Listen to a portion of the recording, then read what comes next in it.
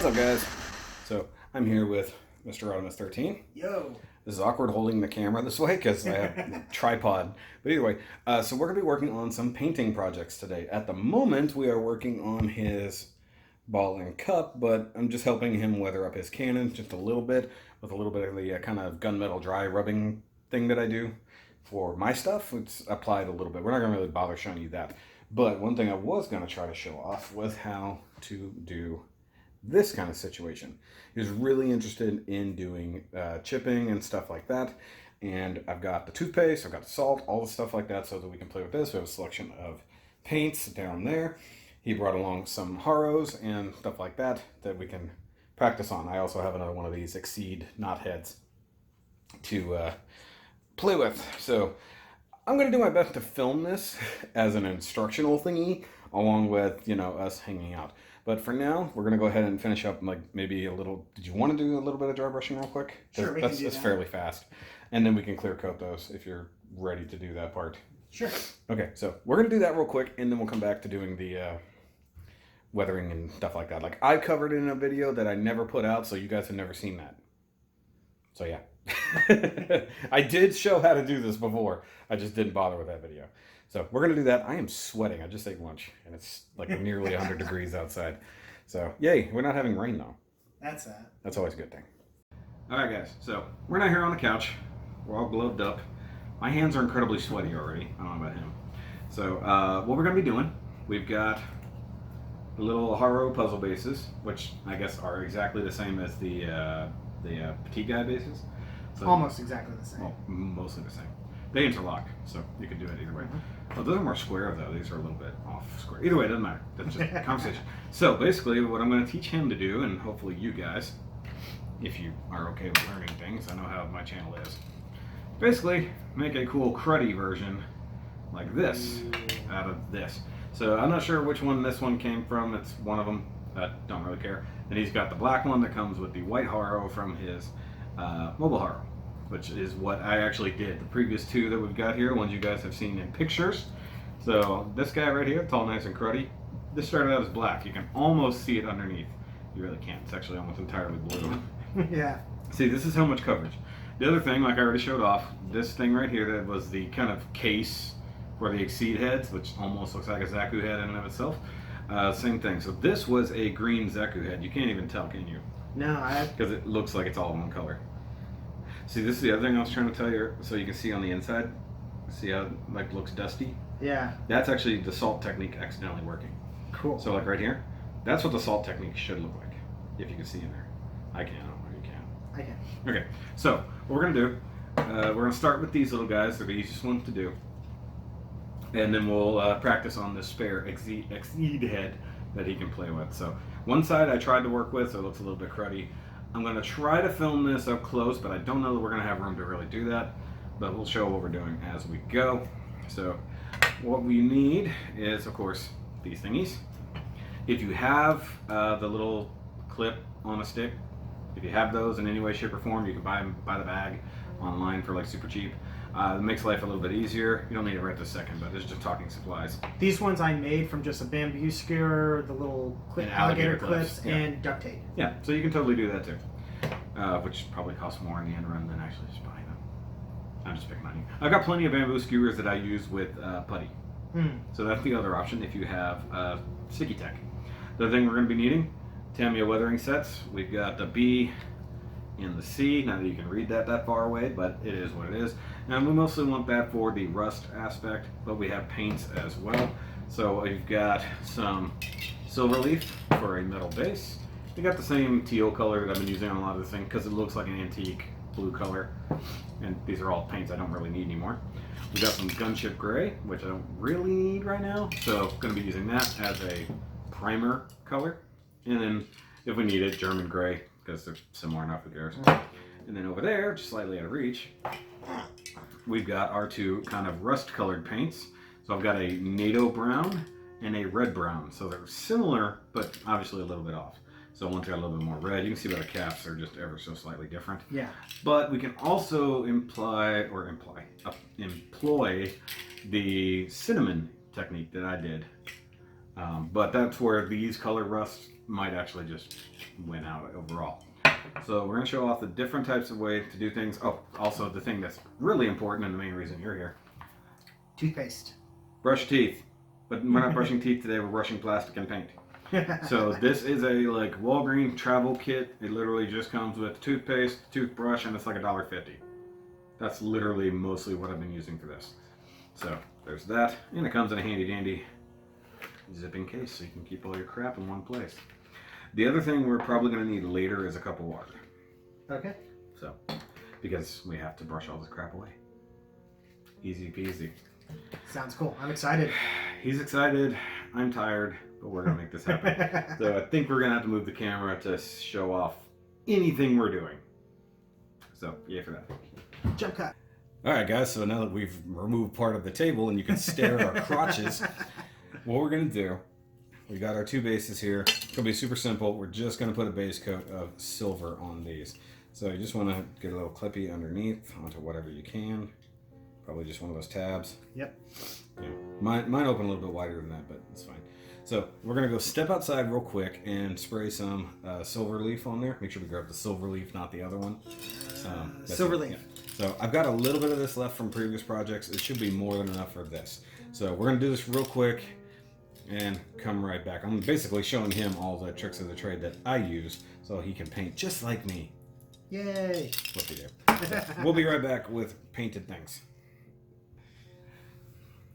Haha. See? Yay! Nice and done. Okay, so that literally took what? 2 minutes? Yeah, if that. Step outside, spray real quick. Hair dryer, guys. Hair dryer. You can use it if you're doing airbrushing, whether you're doing rattle cans. And if you're doing a quick and simple job like this, it's nothing. And you can see it's dry. Yeah, no, we're fine. That would be not that it matters. So this is just a base coat to basically make it look like metal. Mm-hmm. Whoopie frickin' do, right? Guess what we do next? Now we add the rust. No! No? No. No? Clear coat. Clear coat. Okay. So you want to clear coat this. Basically every step of the way you want to add clear coat. Because that's going to make sure the next layer doesn't actually interfere with the bottom one. Okay. So if we painted right over this with another paint, then that paint, the solvent in there, would want to kind of okay. Especially since we're not letting it we're cure. not it's not curing for like a day, which is, So this is a quick and dirty job. But we've got a couple different types of clear. I've got a very little amount of some Mr. Hobby flat, which is what I use for a lot of this. Because this silver, if you apply a flat to it, looks awesome. So that's where it, where's the old piece here? So that's what this is. So the silver you see coming through there that looks just old and... Yeah, that's literally all that is. Nice. But if we don't have anything else, so I got a lot of this Tamiya clear. It's not necessarily a top coat, it's just the clear. But it'll still function. And it'll do. But I'm not going to use my really nice premium top coat for this. Yes. It's like I've got some very expensive premium top coat that I've been using on my local type. And I still need some of that for the final coats.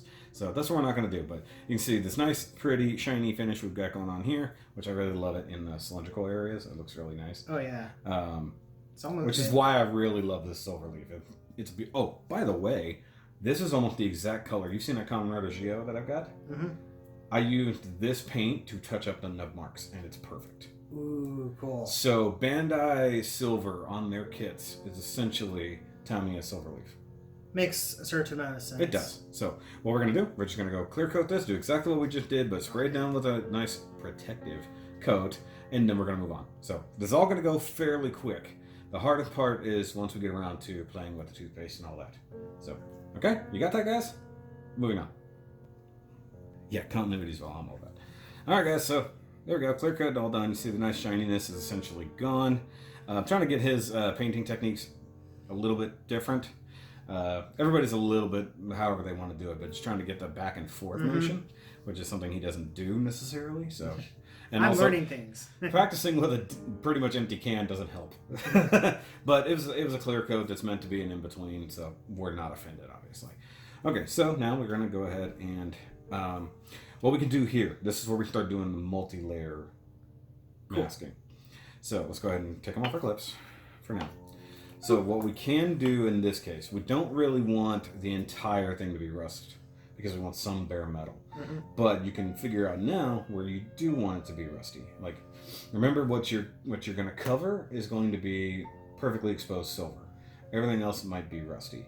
Okay. So what we're going to do, toothpaste. Got to move it up. So once again, super cheap. I've used a lot of this. So this was a full tube. So you can see how much I've used. Mm-hmm. When I did this guy, you saw the pictures. I covered this whole thing. The whole side of this was covered in toothpaste, which was as big a gloppy mess as you can expect. Okay, toothpaste. So basically, you can apply this in multiple different ways. I was using the dental picks, the ones with the little floss things on yes, them? that. Okay. So I was using that originally, thinking it would give me a lot more pinpoint, literally precision. It wasn't doing me much good. So I just used these little basic toothpicks, nothing like super fancy at all. So this is also where you're going to get some of your chipping for your edges and stuff like that. So remember, this is going to be multi-layered. So we're going to have a rust edge. We're going to have the bare metal edges too. Did you want to try like a really crusty section, like I've done here? Sure, why not? With this, because we can do that. Now I did that with super glue. You don't necessarily have to do it that way. We can also do it with a little bit of clear coat, which we still have lots of. I think we left that other can outside. Yes, we did. But if you want to, let's just do the super glue idea first, so you have an idea of what's going on. It's right over there in the top part of the paint case. I forgot to bring it out, or did I? Did I bring it? No. It's a little white bottle. Oh, I see it now. Yeah, and it's got like a super fine nozzle on it. Yeah. That's right, because you said it was for. Yeah, and there's a lot of it in here, but it doesn't mean that we might have to unplug the cap. I don't know. Let's see. Have to find out. Yep, I think we will have to unplug it. Yep, you're gonna need a needle for that. Okay, so a little bit of thumbtackness. Got that out of there. Okay. So, where's our weathering powders? Right there. Yeah. So we've got different colors of rust. We've got like the super light rust. We have the AC unit coming on right now, which is always fun. You can also do this with the cinnamon, like I was talking about, which is fun, but it's not very controlled. As you can see here, we got some fine weathered powder. So say I want to make like a really crusty edge, like kind of like what I did over there. Let's just imitate that to some degree. You don't have to do this, specifically you, but we want to take some super glue and we want to build up like a really crusty, like a big area that's going to have some rust on it. Now let me do this first and then you can follow suit. Now if anybody's ever done this kind of stuff with super glue before, like say for building up a joint and adding some powder, it's the same process. Now this is not really going to be on camera as much as I wanted to be, but it is what it is. So just using the toothpick to scrape off some of the powder. Yeah, pretty much. And then just drop it all over it. Just dropping it all over that area. Now, like I said, the cinnamon idea definitely works for this. And I can kind of smash it in, smear it a little. That's why we have the paper towels here. And you can see what that did there. So it's nice and crusty. Okay. But you also end up with the area that sort of dries first, so you don't quite get it all the way in there. So if you can apply it quickly, it's a little bit different, but that's up to you. Okay. So if you want to try that out, yeah, let's give that a shot. Remember, that's going to come out of there in a decent thing. Now you don't have to do what I did. Is it going to come out fast or slow? Slow. So don't squeeze it too hard so it doesn't go. But you can do this however you want. If you want to just a really built up area of crud, you can totally do it that way too. Squeeze the bottle, or is it... Yeah, squeeze the bottle.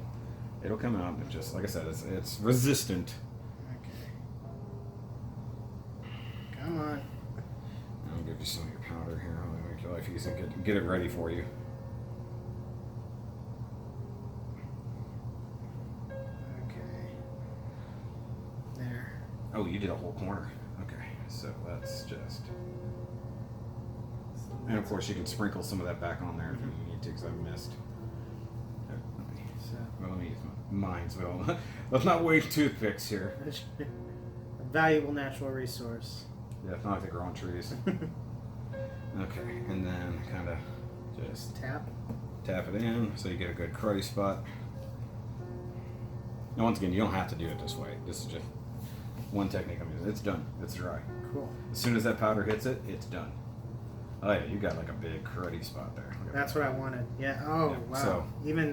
So he's got a big cruddy spot. Now, mind you, what we just did there, that can always clean up a little bit. It's all going to get covered in. I actually kind of like the smear there. So you've got, yeah, that's basically what I ended up with too. So I did a little bit because I wanted mine to be kind of an edge. He went with a big glub. That's perfectly fine.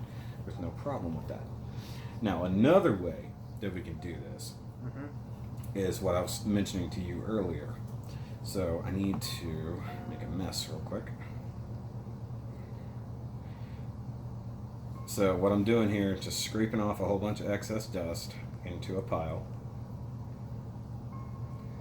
In fact, I can kind of make this into a multicolored deal. Because rust is never just one color. Right. So there's a lot of extra crud falling in there that I'm looking at it. But okay, so I've got that happening, right? Like you guys can see that little pile I've got going here.